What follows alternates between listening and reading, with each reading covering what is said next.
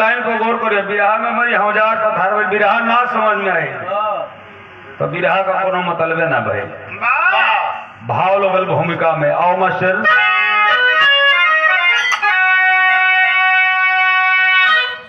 Kandar Putin में मृदुलता निछेड़ा, मिलन के लिए मन मयूरी को चाहे, हसरत लिए बीड़ाधारी चले हैं, करियार जू पास विष्णु के आए, जवानी का आलम मोहब्बत का सोला, अरे बिना प्यार कैसे वो जीवन निभाए है, सभी देव करते सयल देवियों सनी, हुआया हूँ मैं तो ऐसी मन बताए।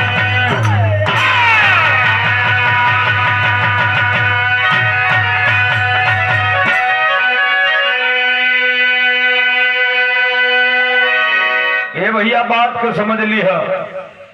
आजे का लोग मेहरारू खाती परेशान ना हम। त्रेता द्वापर सतयुग आई कलयुग भाई मत पर पूछा ही के नहीं मत काटा कुटी होता। पहले के जमाना में मेहरारू खाती लोग परेशान रहलन। बात के समझ ली है बाबू। एक बार नारद भगवान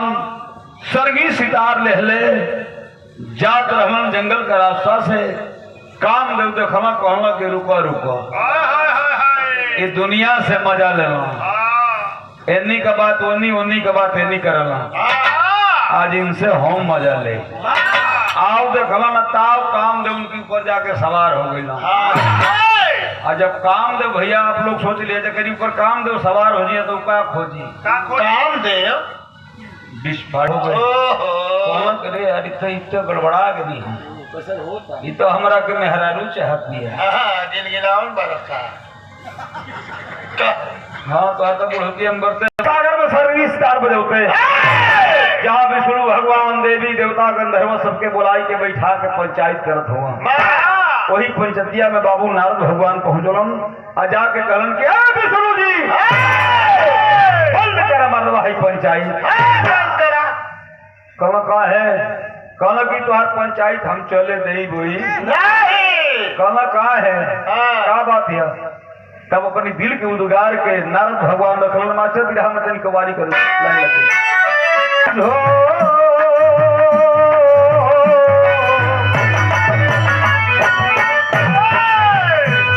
ना समझो कि हम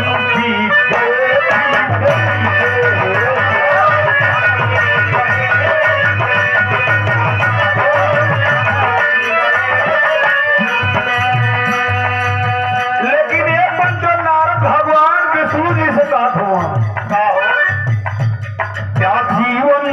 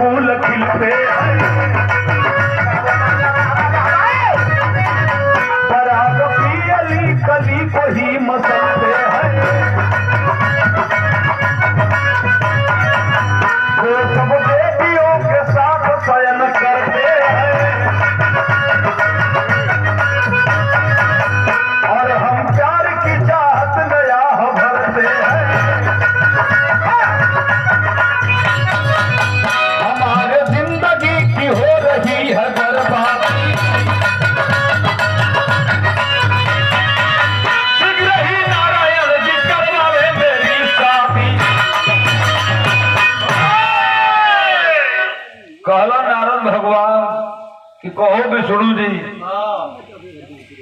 कोई के मच्छरदानी लगा के चांदी काटता रह जाए अपन घर परिवार बसाई। विष्णु जी मने मने मुस्काए लगल कहना कि ओ हो बुढ़ौती में रंग जागत कार जाऊ का नारद भगवान के कर्म में तो ब्याह लिखले नहीं इनका बाप ब्रह्मा तो लिखल ही नहीं खा चूंकि हमारी लगे आई बन तो हम करी तो करी का कहलन की एगो बात सुनो ये नारद जी तोहर ब्याह होई कहल बने कैसे होई कहला कि हम बतावत हैं का बताओ मास्टर गीत लग गए गीत पुरानिया दादा लेकिन कई बोले विष्णु भी ज्यादा कई बोले विष्णु भी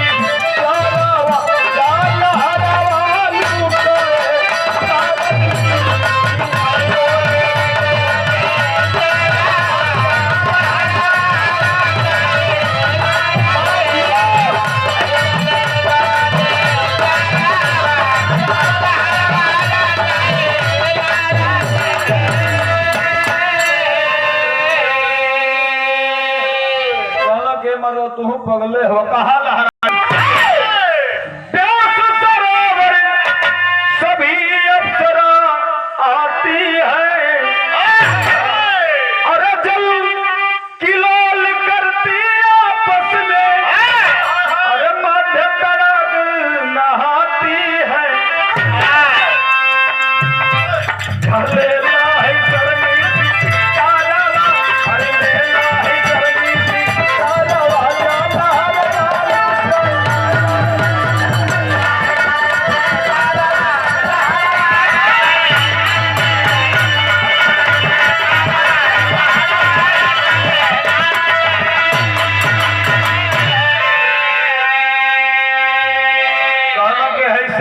डिबिया ले लो और मृत्युलोक में चल जा व्यास नाम का पोखरा बा देखो अब सही बा बाबू जवना से मन करी वही से बियाह कहली है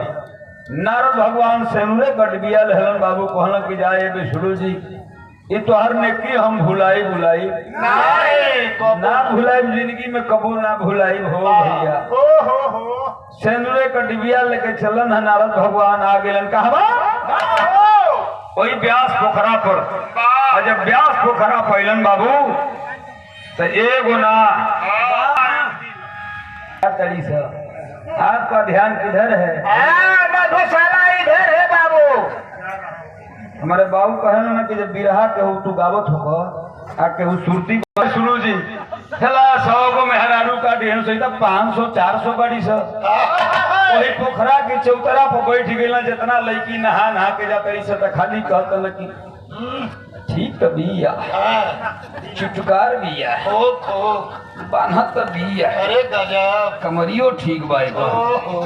पेटियो एकर ठीक बाकी जो तू का फेल करता कोई बड़ी सा इहे करते धरते सगरो अप्सरा बाबू अपने धाम के चल गई थे एगो अप्सरा बचल जमुना का नाम बतावल गई कुंदन और जब कुंदन अप्सरा आये बाबू सामने बोलना कि जाए ब्रह्मा हमार बाबू जी कवन हितई कैले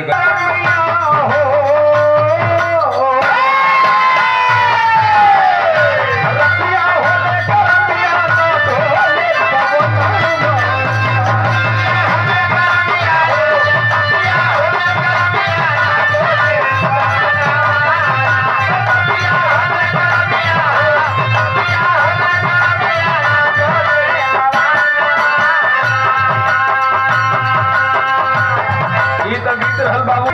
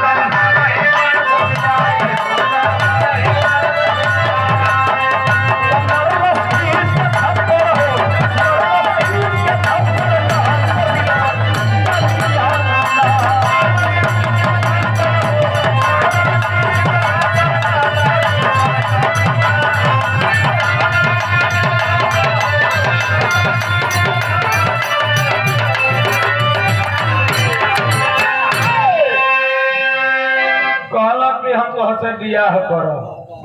कल की बतावा एक 60-65 का उम्र बा बाबू तनी बजे उठा ले जा उठाव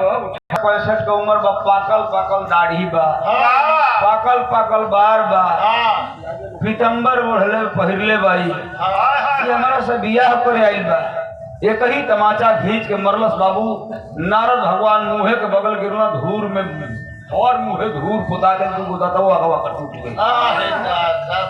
कहना कि मारो चाहे काटो भी हवा तोहरे से हम तो परवाना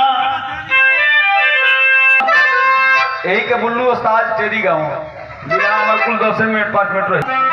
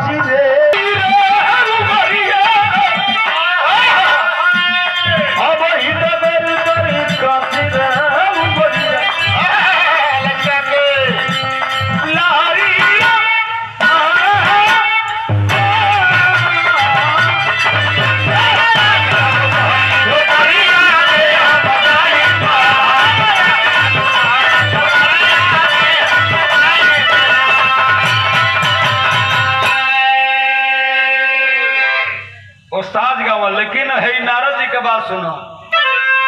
परवाना दिल सबा का जल गया परवाना दिल सबा का जल गया काफी प्रेम में जाता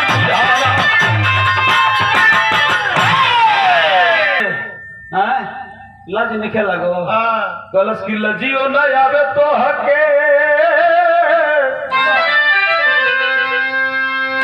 अपनी उमरिया के अरे तो हके सतारला बुढ़ाई में मादनावा नारद जी कहना कि मारा चाहे काटो दी हवा तो हम तोहरे से कलश के एगो बेहया होला एगो दर बेहया होला वही में कई दोगला दर बेहया भाई मानी ना कल के हम तो से कुंदन अप्सरा कलश की बियाह तो से हम करो लेकिन हमारे को शर्त बा कलश की एगो ना नारद जी कहना कि एगो ना हमके 100 गो शर्त मंजूर वैली का काम दो सवार पड़ा कि कब पाई के अरे साथे हमके लिया के चलो नारद जी का गद गद भइल बाटे मनावा कल के बुढ़ऊ ए पोखरा में कूद के पहले के तू ढंग से नहा लो करी बाद हमरा से बियाह कर लो तब हम तोहरा संगे चली कोनो की ठीके कहतिया कोई दिन को नहिले बनी दाढ़ी बार पकले बिया कुल गारदा उर्दा लागल बा ठीक बा हम नहाते बियाह की टेंशन में नारद भगवान आओ देखलो न ताव कैलन है का बाबू तनी बोल मास्टर नारद बाबा करी ले नहाली आई तू खंडवा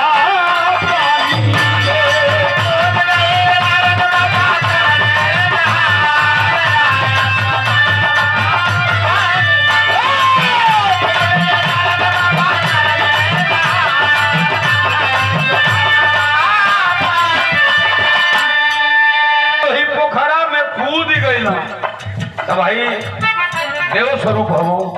कूदला तो कहना कि रुका रुका तनी तनी बुड़ले रहे हमार कौन सांस फूलत है गोड़ मोले लगल नीतू राज जी गोड़ मोलत हम आ मोलते मोलते कहला कि अब पेट पाया गया और जब पेट भइला बाबू तो पेट पुरैन की पात नहीं चिकन हो गई बा 1.5 इंची ढेणुकी में गोही कैसन पानी बारे पोखरा को ई कैसन असारे की मैं हूँ बाबू हाथ खत्म बा बार और आते नहीं ना और दूर ले भाला कहला कि का होत रे इनका लगा था करिएवा टेरी का भाव लग गई कहला ई का होता तोले हाथ लेके गए सीना पर 2 अक्टूबर वही में नहीं पर तैयार बा अरे फरवरी है अक्टूबर लाया अरे नारद जी मने मने सोचे लगल कहला कि तो लगे तो साला हम मेहरारू हो गई लेकिन अब वही ना तनी चेक कर दो कि हमर छिन्नी हथौड़ी बोचल बे कि ना कहला कि तोरी जय रहो सगरो चिकन चाकन आगे से पीछे ले सब चिकन चाकन का तनी छिन्नी हथौड़ी चेक करी जब नीचे हाथ लगेला बाबू तो फरसा टार वाली नहर तैयार बा छिन्नी हथौड़ी गायब बा खत्म कहानी अरे मऊ का समस्या है 16 बरिस की हो गई है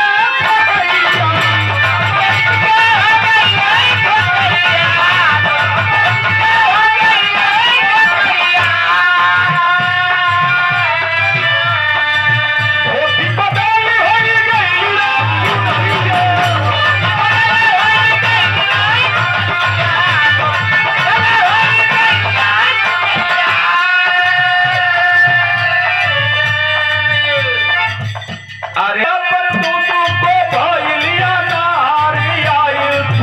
नवा कोनी दे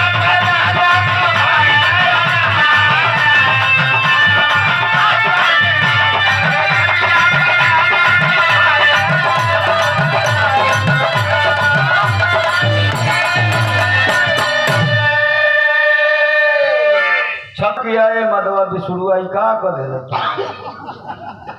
इधर ले आके हमका हेले में फंसा दे रे बुझते नहीं और ये हम मेहरारू खातिर तो मेहरारू हमको बना के लेके भाग गए अब बाबू धोती बदली हो गई माया का बाजार बा चुनरी हो गई बिया आ ये बाबू हे भैया मेहरारू तो मेहरारू होली अगर मेहरारू पानी में भीजल हो गई अब वो साड़ी की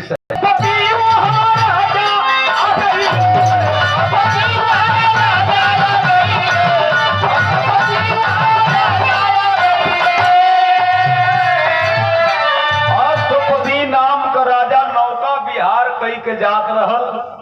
जंगल से शिकार कई के जात रहल राजा साहब आगे घोड़ा पर किड़किड़ किड़किड़ किड़किड़ किड़किड़ भागत हूँ अब पिछमा उनका हाजमा घोड़वा पर भागत हो कुछ जनता आगे कुछ पीछे इधर देखिए कहना करी तो गजब कोई आइटम बड़ी बाबू राजा घोड़ा से उतर गया कहला कि ये बुचिया बाहर निकलू बाहर आओ आओ आओ नारद जी कहना ना ना ना कहना कहाँ से खतरा वाला आ गया सब कहला कि निकल रजवा कहला निकल नहीं तो हेर गई पनिया में तो मैं पनिया लाले लाल वही में दौड़ा के ना कोड़िया दी की हालत खराब हो जाती नारद जी डर में निकलना बाबू कौन गिर जाए बिछड़ू ये हित को ठीके रही दूगो कहीं कहाँ से मुरझाए ले आई आगे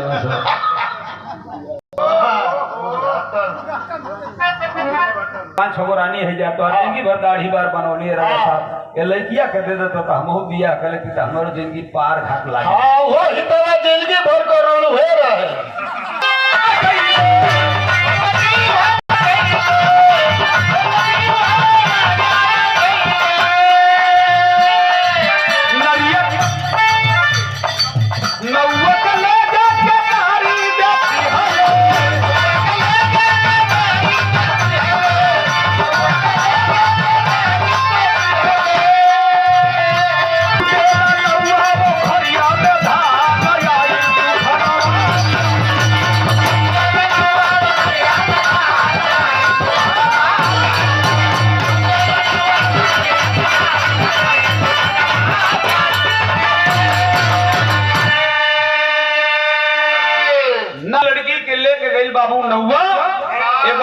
में कलश के बियाह करे के बाद नारद जी कहना कि जोगला हम बियाह करे बोलो करता ही नहीं। अब का करे बेचारा, बाया हाथ कमजोर बा, दहिना हाथ से मूड़ी धैले से हेंगे न पाल मलपाट अधोरी में ले जाके अब बाएं हाथ से नू पोती दे कलश की चल घर चल भी कहे ना बोले उठा ले कलश के पेश दे पीछा से बस भक्त में उलट जे चल। नारद जी के लेके गए ले बाबू, और नारद रूपी लड़की की संग है का करे लगल अपनी दुल्हन की संग है।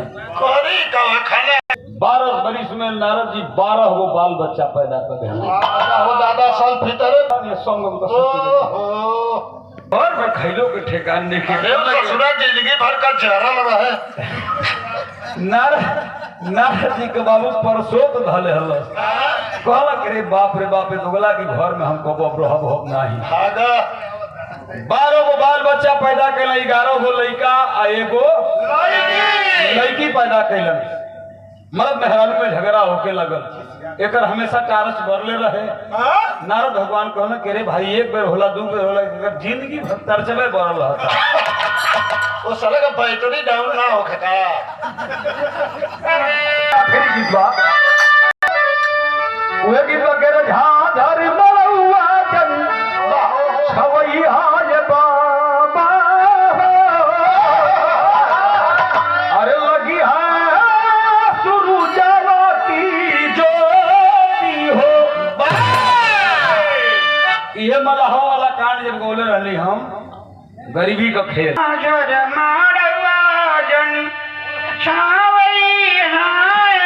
बाबा अरे बाहर चंदवा बा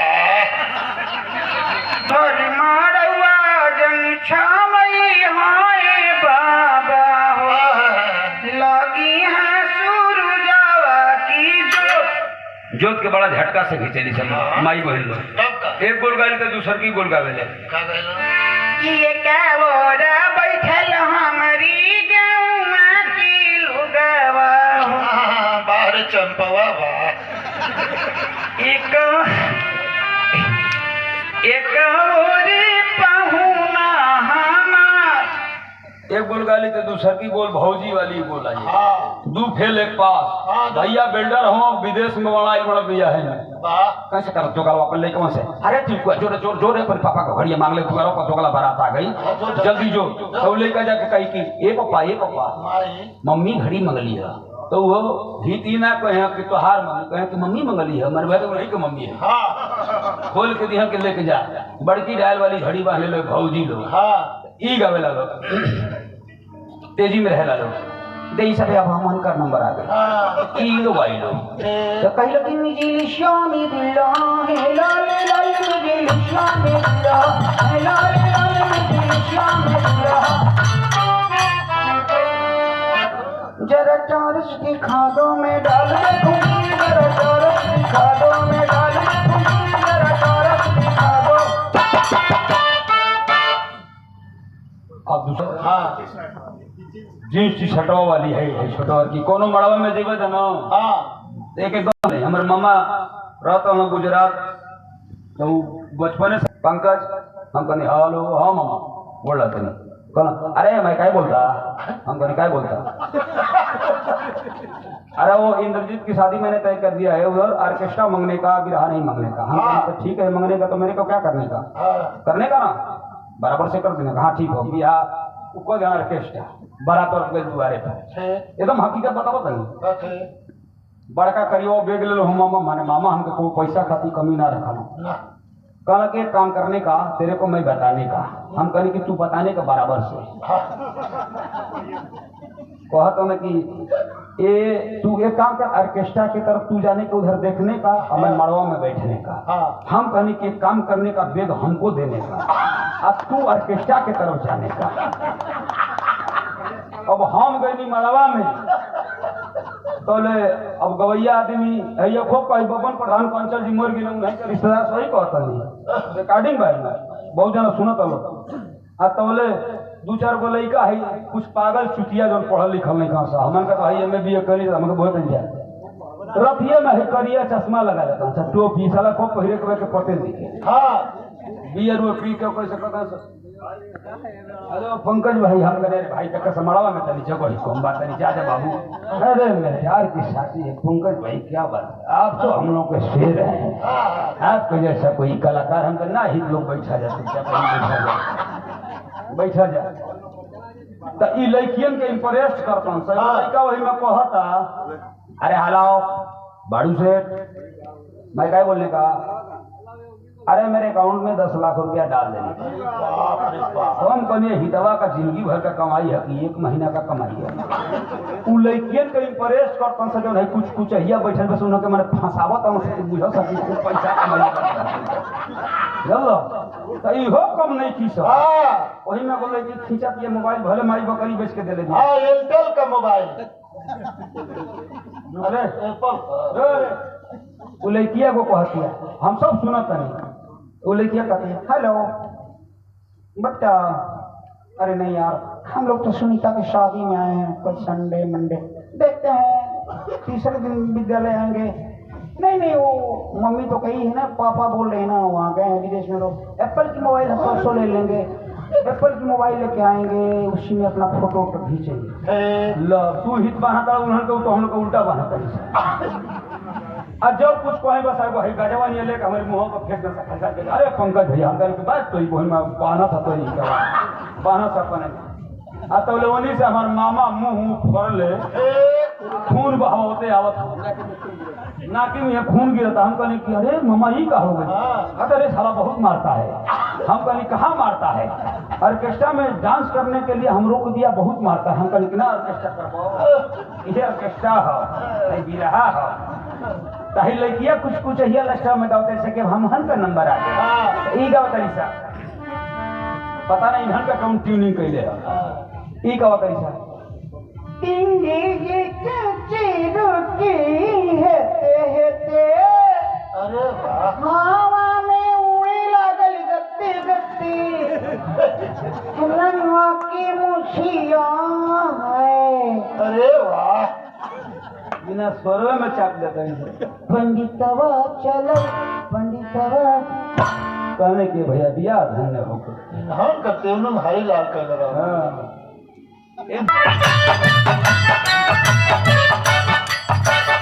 सीता दिवस पूछ भइले भगरवा नारद जी कइले मन दीक्षायु हो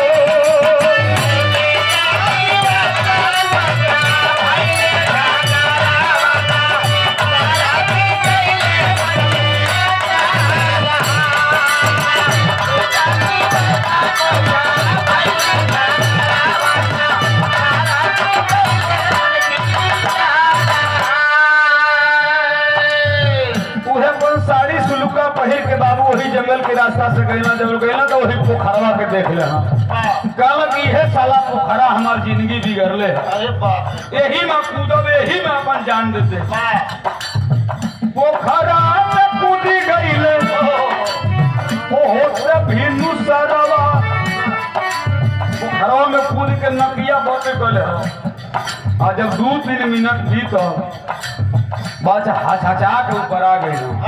कहला करे मार तो नहीं जाए रहो कैसे दुनिया अपन परनमा त्याग दे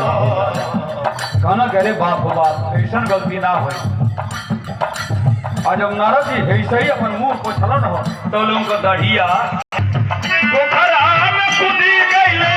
होते भी मुसरा पाई गई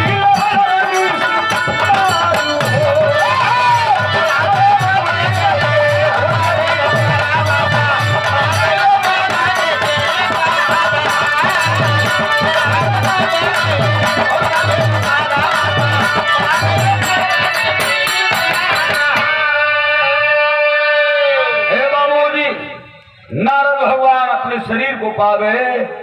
अब बाहर निकलन बाबू तो वही चौतरा पर उनको सरगी सितार रखल है सरगी सितार के झरवा अपनी काखी में टंगल कहल कि मारा साला ये पोखरा की ओर फिर लबट के ताके लाए नहीं थे वो पोखरवा का छड़ी को वो समय रहे कि मर्द नहाले मेहरारू हो जा मेहरारू नहाले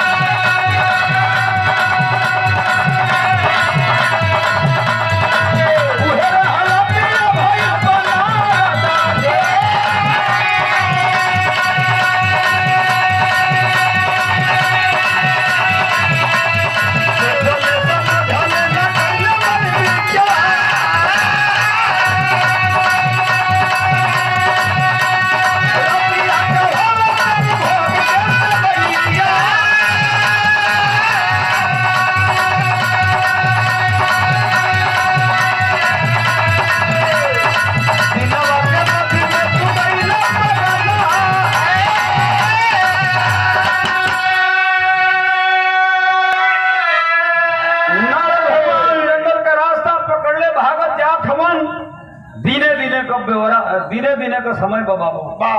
जंगलवा में कुछ दूर गईला देखला कि वो मर्द मेहरारू दिनवे में संभो कल साला का बड़ा चुटिया आदमी गणा सा हम सब 20 पर कहां से नहीं हमारी बकलिया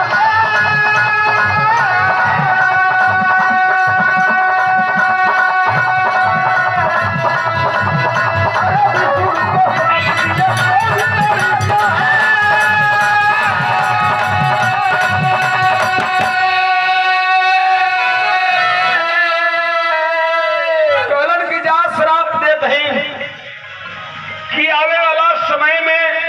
तो हम लोग का मिलन होई दिनवे में होई लेकिन रात को न होई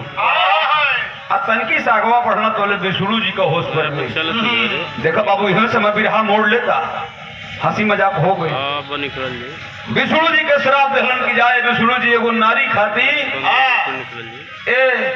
मृत्यु लोक में भेज के एगो नारी खाती हमके बनमन दौड़ोलो एगो हजाम हमार गति लगोलस जड़कस कैलस तो जैसे वो हम मेहरारू खातिर रोली वैसे ही तो हो के रो के पड़ी यही कह के बाबू नारद भगवान का ध्यान हो गए युग का परिवर्तन हुआ और जब परिवर्तन हुआ तो वह मर्दा मेहरारू बाबू एक कलयुग के जमाना में भी आप लोग देख ले हुआ चकवा चकई पंछी बन गई चकवा चकई पंछी वो पंछी हम कि दिन भर संगे रही हम राती के उड़ के वो पेड़े पे बैठिए लेकिन एक ही डाल पे बैठिए दूरी बना के बैठिए लेकिन संभोग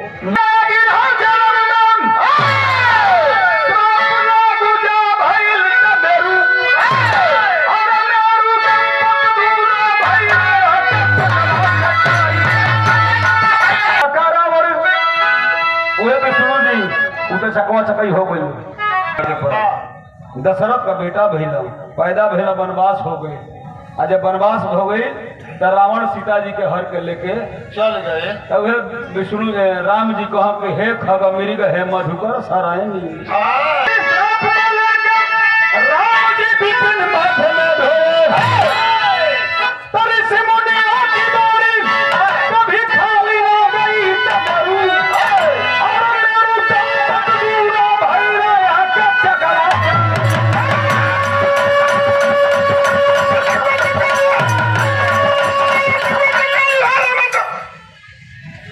कहानी का अंत हुआ तो कहना है जज खालसा भी गुर्जर की लहरें फुलवारी अब तनकी से वो शंका फंसता अब 12 गो लइकवा का महीनन का नाम पड़ल ऐसे में अक्टूबर दिसंबर आदमी को होता है वही के आदमी